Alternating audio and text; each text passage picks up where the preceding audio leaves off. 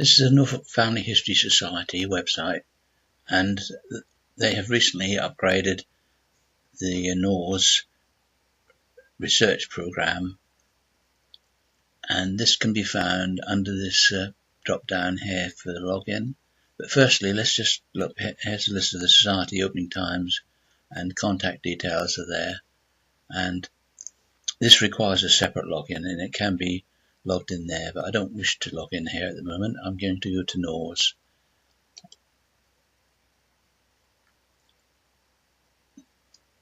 Right, this is the NORS website. We can go back again on here if we wish to, and I'm currently not logged in, but I'm going to leave it like that because you can look up quite a lot of things prior to logging in to get the full details. And so on here we've got Norfolk Online Record Search, NORS for short, search user guide. This is worth a quick read because it tells you about wildcards. Frequently asked questions: how can I access it? What is my password? How do I recognize my password? Why can't I log in? This type of thing. It's worth a look. And contact us. It's got a little form if you've got any questions, and you can send them off. Membership number, name, return email address. This is where we are in Norwich. The marketplace and City Hall are about here, so we're pretty close to the city centre, just up Bethel Street, past what was the old fire station. The library building is here, so just up here, and there we are, the light blue building. You will find it, and there's the address, telephone number, and the membership email address. Sorry, and so let's go back to search. This is what we're all about really on this website, searching. Now, the minimum requirement for any search is simply a surname or a shortened version of a surname, the first 3 letters, and that should do it, but I haven't found that always works. So anyway, there are other ways around these sort of things. Now, the second most common surname in Norfolk is Wright, so let's do a search for Wright, W-R-I-G-H-T.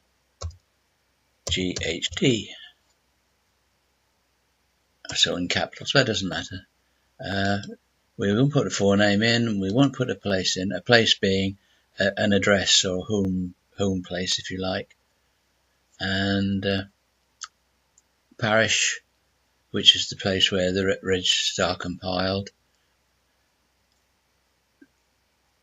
Similar matches means a sound or spelling that is very, very similar to that to which we are entering there, and a date range. We can put a date range in, but let's initially just do a search for all the rights on our register.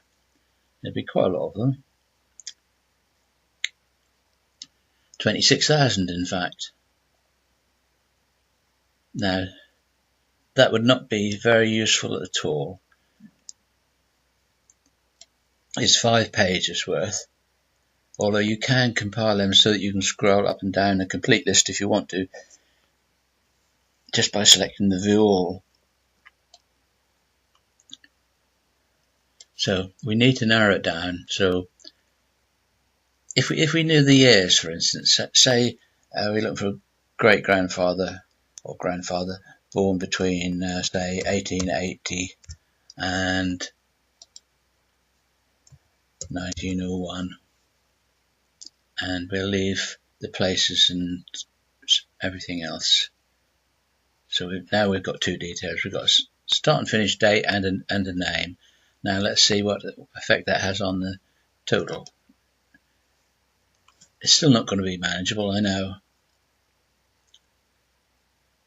So knocked about 900 off.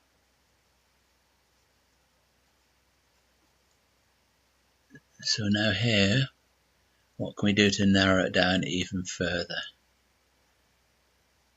If we knew the locality where the registers were compiled, where they got married, got buried, baptized, for instance. We can go here now. You just need to type a couple of letters usually, and it drops down to, if I type in WY, for instance, it's immediately gone straight down to Wyndham. At any point in time, you just type a couple of dashes and you've got rid of all the parishes. So that's one way of clearing that filter. But in this instance, I'm going to choose Acle, the top one on the list, and see if that narrows the 1,846 down. And I know it will. In fact, in Acle, there are only 6 records. Acle burials. Just view that. Oh, of course, I wasn't logged in, so it won't let me view any further details. So that's my saved login.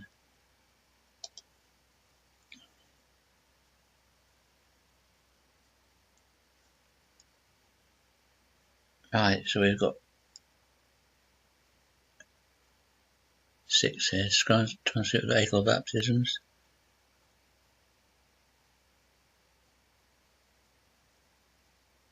Let's go back to the results. Back one. I used the Windows back button there. But had I been on one of these pages, I could have used the results button. That'll take me back there. Now we've got burials and baptisms. So we could narrow it down if we had a longer list here, and we were only interested in marriages, for instance. We can click on marriages. I know there are not going to be any, but that's the way it is. And then we click on burials, and we should see, what was it, 2 burials? No, 4. And births and baptisms, 2. And at any point in time, we can always click all results, and that basically gets rid of all of those, and effectively is searching all of these filters. And there are a few more down here, but we're effectively searching all of those now because I have clicked on all results. Now, Acle burials. Let's have a quick look. I know we've been here a minute ago, but and this is an interesting one. Penge, Surrey. Now, that's a good example. Although we've got the parish here for Acle, if we only knew, for instance, that Granny came into Norfolk from Penge, it wouldn't necessarily show, but we could always type in Penge there, and this is what more info will display. Not much at all, other than the officiating minister was Robert Kenyon. So, while I'm here, just explain that you can open the more details, and then you can take a screenshot of that if you wanted to, so that you've got the whole lot. Another thing you can do, if you've got a friend or family member who's also a member with the membership login, if you just highlight that and copy and paste it, you can email that, and providing they're logged in, they could see exactly what you're seeing here. And so yeah, let's just try Penge. Not sure what's going to happen here. That might ruin everything. Penge. Cinema matches. Year range. Yep, so it's singled, it's got rid of those other ones, and now only Eliza from Penge is visible.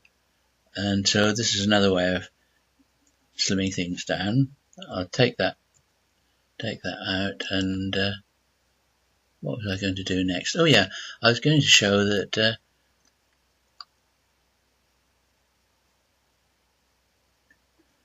take Acle as well. So click in there, click the bars, and search, and it should be back to a lot of them again.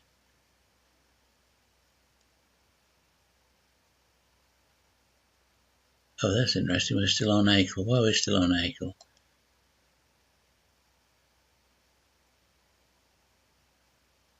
That filter hasn't cleared. In this instance, if you click on Home or the search button at the top, it takes you back to square one. What I was going to show was that in here, using our right, WRI, although it comes under a separate heading which was shown under the user guide, we can actually use a percent symbol in there. Whoops, that's an and symbol, a percent symbol in there.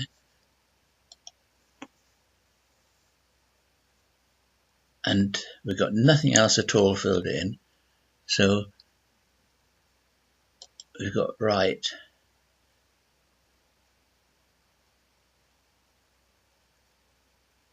It's taking a bit longer because there's obviously a lot more names to search.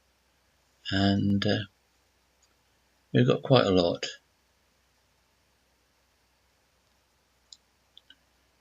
Got too many to show what I was hoping to show, actually, because I haven't done any research on this. I don't know where they are, but I know for a fact that right is sometimes spelt GHT and sometimes ITE, as in when you write. And I was hoping that I might be able to show that, but obviously this is not the case. Let's go to somewhere where there's fewer of them. Wells next to sea. What have we got? We got 50 of them in Wells. They're certainly around the coast, weren't they? All right, here we are. Look, this is a very good example. It's got the WRI, and then percent has taken in TTE. It's taken in TE. And it's got a longer version there, Wrightington, and that is an excellent example. Write with an E on the end, as they used to do. When is that? 1644? Yeah, they used to put E's on the back end of everything, didn't they? So the percent symbol is a pretty good substitute for any number of characters. If I wanted to do just one character, now how can I do this? Let's look at these examples here. Okay, we've got, take the first one, WRIT. If we use an underscore and then an E, an underscore finds just one character, whereas percent finds any number of characters. So hopefully that will just come up with Dennis, because he's the only one. Oh no, there's some others. What have we got? Let's see what we've got in St John de Sepulchre. Yeah, well, there's some more rights with 2 T's. So this is what's happened. It's taken the WRIT, and then the underscore has taken that next letter.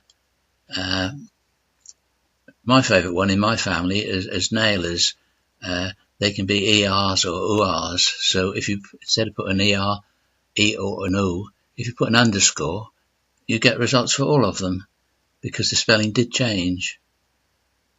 And at the front, it's sometimes spelt N-A-Y and sometimes N-A-I in my nailers. And so an underscore or even a percent sign covers that. Although I'm not so sure. I think the first three characters have got to be alphabetical characters. But then after that, you can use the underscore. So I think that's a quick crash course on what else can I say at the moment, other than what I've already said, that at any point in time, when you've got filters set up, like we're looking at this transcript here now, if you now change the name to something Smith or Jones or something, it will still be looking in St John's Sepulchre, although it doesn't actually tell you that there. So the easiest way out and the surest way out is to, I always just click the search button again, go back to square one and start afresh. Well, I hope that's helped someone.